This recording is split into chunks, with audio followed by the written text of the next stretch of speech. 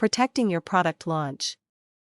There's been a lot of talk lately about product launches, particularly with the recent release of Jeff Walker's updated product launch formula course.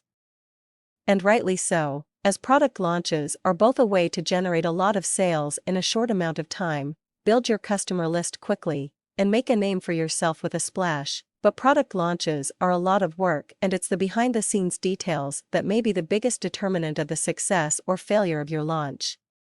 Our company has handled multiple million-dollar-plus new product launches, and we've seen people succeed beyond their wildest expectations, and we've seen people crash and burn, all because some seemingly minor detail was overlooked in the process. Most of the talk concerning product launches centers on the marketing side of the equation. In other words, how can you sell more of your product?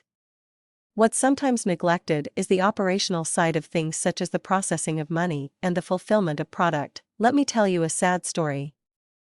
We were working with a client a couple years back on a new launch.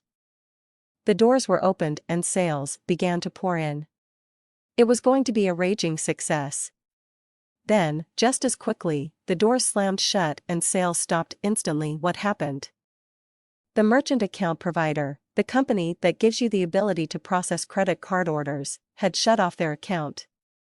Seems our client hadn't notified them of the upcoming new product launch and that they would be processing a far larger number of transactions through the system than was normal. So hundreds of thousands of dollars in orders were lost, all for lack of a 2-minute phone call to alert the credit card processor of the upcoming launch. Ouch. Another behind-the-scenes factor to consider when you're doing a new product launch centers around the fulfillment of a physical product. First, you have to decide if you are going to pre-produce the product so that orders can be immediately shipped, or are you going to wait and manufacture after you've seen how many orders you receive. Each has its pluses and minuses, and you'll have to determine what works best for you. Generally, the quicker you can get the product into the hands of your customers, the higher your stick rate will be, and, correspondingly, the lower your rate of returns. That would seemingly indicate you should pre-produce your product, but that means tying up money into inventory that may or may not sell, which can have a dramatic impact on the overall profitability of your new product launch.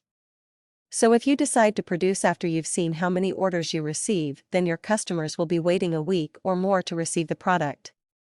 Not so good. And what happens if you decide to pre-produce your product, but then you sell more than you expected?